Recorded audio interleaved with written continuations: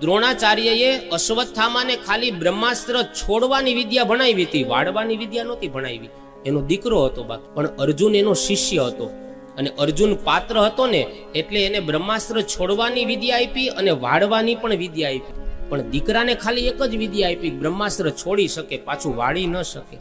શું કામ કે ગુરુ દ્રોણને ખબર હતી કે દીકરો ભલે મારો છે, પુત્ર છે, પણ એની અંદર પાત્રતા નથી. એમ પાત્રતા વગરનું કાંઈ મળી જાય ને એનો માણસ ક્યારેય સદુપયોગ ન કરે, એનો હંમેશા દુરુપયોગ થાય. વગર મહેનતનો રૂપિયો બાળક પાસે આવી જાય, પિતાની સંપત્તિનો વારસો સીધો મળી જાય, એ બાળકને કદર નહીં થાય.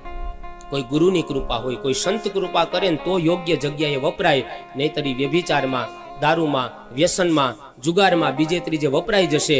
વગર મહેનતનો રૂપિયો આવશે ને એમ પાત્રતા વગર કોઈ વસ્તુ આવે ને માણસના જીવનમાં ક્યારેય ટકતી નથી. અહીંયા કહે છે કે વ્યાસજી વિચાર કરે કોઈ પાત્ર મળે ને તો એને આ ભાગવત રસ આપવું, એને પીવડાવવું.